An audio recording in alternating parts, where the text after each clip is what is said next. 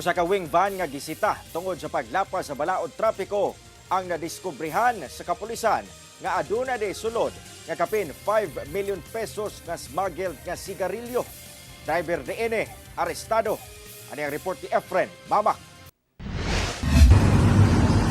Mitambad sa kapulisan ang anaasaw 137 ka karton sa mga smuggled nga sigarilyo human giablihan ang pultahan ni ining usa ka wing van truck nga giharang atol sa gipaygayong anti-carnapping operation sa PNP Highway Patrol Group 12 sa kadalanan sa Barangay Apopong, General Santos City pasado alas 10 Lunes sa gabi. Ang maong kontrabando mo kantidad sa kapin na 5.3 million pesos. Dakpan ang 40 anyos nga lalaking driver sa maong van kay walang mapakitang dokumento. Matud sa PNP HPG 12, una na diskrubihan ang mga kontrabando ang maong wing van truck giharang tungod sa traffic obstruction. In the presence of our law enforcers, mobile siya din, ni-park siya dito sa mga picking lugar kung sa di naka-obstruct siya.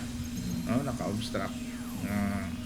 Gilayon nga gisita o gi-confronta gitanaw po ang iyahang mga dokumento o siya nitugan nga ang karga niya is kontrabando. Dugang sa PNP HPG 12 sa pagpangutana niini sa suspect, naggikan kuno ang maong kontrabando sa Palimbang Sultan Kudarat padulong sa GenSan apan igo lang kuno kini gisugo nga maghatod. Nahibawon sab nga ang maong suspect dunay daang kaso kalabot sa pagpuslit og smuggled nga sigarilyo kaniadto sa Surala, Cotabato apan nakapiyansa. Paglapas sa RA 10863 o Customs Modernization Act ang posibleng atubangon na sab sa maong suspect kinsa nagdumili nga muhatag og pahayag. Hello sir, pwede mi ka interview sir? Pag mensahe sa imuha.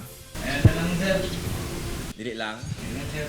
Sumala sa PNP HPG 12, magpadayon ang ilang mga operasyon sa kadalanan, ilabi na sa pagpahigayon sa eleksyon sa Lunes. Karon kami nga pulis, mugrinder kami og election duty without prejudice to our primary duty. Nagapon ta diha, magpahigayon ta diha. Heightened alert kita karon. Kauban si Gary Valantayog, Bong Vicencio, Efren Mamak, 1 Mindanao.